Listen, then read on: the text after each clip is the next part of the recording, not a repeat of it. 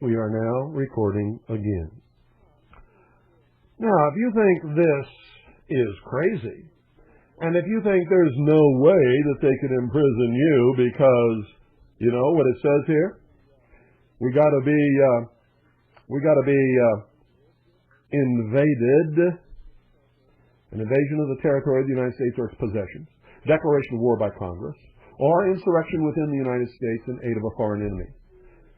How many of you sheeple have ever read the Omnibus Counterterrorism Bill submitted to Congress by William Jefferson Clinton and eventually passed and enacted into law by the Congress of the United States of America, which gives the President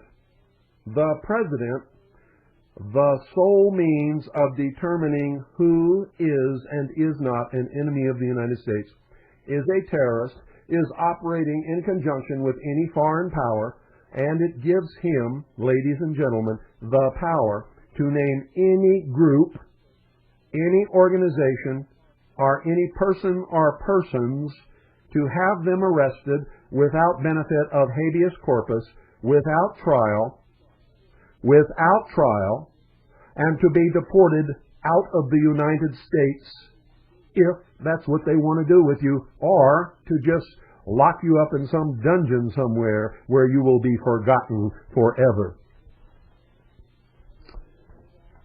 You didn't know that? Well, I suggest that you get Oklahoma City Day One, because the entire text of the counterterrorism bill is printed in the appendix of that book.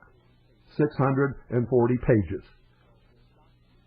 of the documented and sourced truth of what really happened in Oklahoma City on April the 19th, 1995.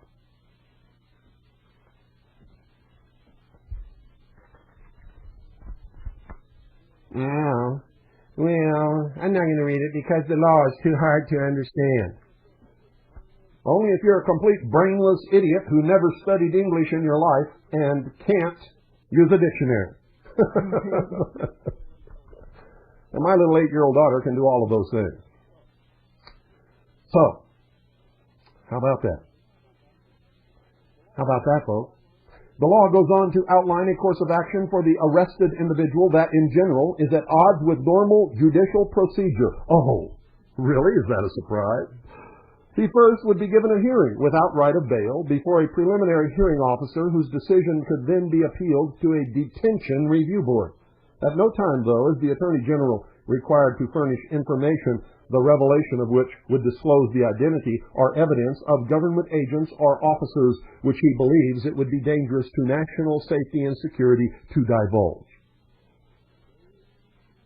Shades of Adolf Hitler, my goodness. In other words, the government can decline to present any evidence whatsoever, in effect transforming the traditional presumption of innocence into a presumption of guilt. The burden of disproof is on the prisoner. These same ground rules apply to any later review of the case by the United States Court of Appeals. The McCarran Act was passed overwhelmingly by frightened liberals and conservatives alike in both the House and Senate, vetoed by President Truman, then passed again over his veto. Though it was approved with the rest of the act, the Title II amendment was blasted by Senator Pat McCarran himself as a concentration camp measure pure and simple. Senator Carl Munt tagged it a program for establishing concentration camps into which people might be put without benefit of trial, but merely by executive fiat, simply by an assumptive mind that an individual might be thinking about engaging in espionage or sabotage, might be thinking, an assumption that an individual might be thinking about engaging in espionage and sabotage. You see, ladies and gentlemen, this is what I've been telling you for years. Quit this Republican, Democrat, all of this other baloney joke. You're either for freedom or you're not. If you're for big brother government and more laws and more welfare and more this and more regulation and more licenses, you are not an American. if you are for freedom, if you are for the disclosure of all of these secret things like this, if you are for the protection of the rights of the individual, if you are for the Constitution for the United States of America, welcome aboard. If you're not, you're an enemy of the Republic. I don't care what you call yourself. I don't care who you are, and I don't care how mad this makes you. I just simply don't care. It just blows everybody's mind on the internet when they attack me somewhere, and I send them a message back saying, I just don't care what you think. Period. I can read. I understand what freedom is. I understand what despotism is. I understand what tyranny is. And if you promote any of those things, I don't care what you think. I am your enemy. Simple as that. Simple as that. What you think doesn't even register a little bit on a scale of respect here. I've been all over the world as a boy and as a man. I fought a war. I've seen what despotism is. I've seen what tyranny is. I've seen what freedom is, what it can be, and how it's being taken away. And I see how most of the American people are fooled into thinking that tyranny is freedom. It's not. It's not.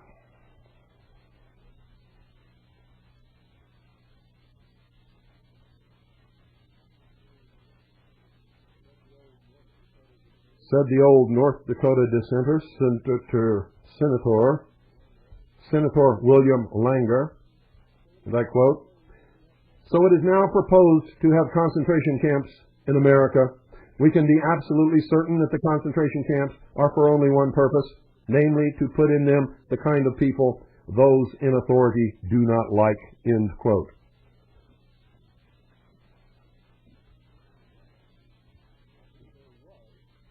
Actually, there was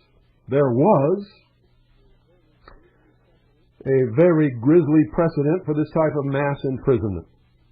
During World War II, the government arrested, confiscated the property of, and granted no hearings to or redress for the 109,650 Japanese Americans who were held in 10 relocation centers. The United States Supreme Court, moreover, unanimously upheld this action in 1943, and its decision was cited by Congress in 1950 to justify America's first peacetime concentration camp measure. It is now and was then and always will be unconstitutional. The federal government cannot do anything more than what is granted to it by the Constitution for the United States of America. And that does not include concentration camps. In fact, in a state of emergency, the only power given to the federal government by the Constitution of the United States of America is the temporary suspension of habeas corpus for the duration of the emergency only. Period. They don't have the power to suspend the Constitution.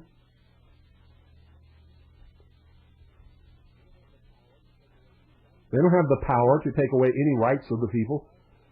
The only power they have is to suspend temporarily, during the course of the emergency, only the power or the writ of habeas corpus. Title II, Section 104, small c of the McCarran Act provides that persons detained shall be confined in such places of detention as may be prescribed by the Attorney General. In 1952, accordingly, the Justice Department designated 6 sites for the detention camp program. Listen very carefully. Go check it out. Camps were set up on a standby basis at Allenwood, Pennsylvania, Avon Park, Florida, El Reno, Oklahoma, Florence and Wickenburg, Arizona, and Tule Lake, California. So the United States does indeed. So the United States does indeed.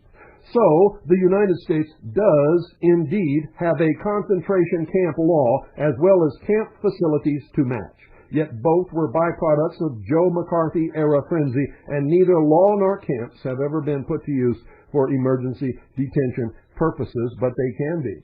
The law has since been expanded, ladies and gentlemen, and money has been allotted by the Congress to build them all over the place. And they are being built and have been built, and some will continue to be built. Don't believe me? Look it up.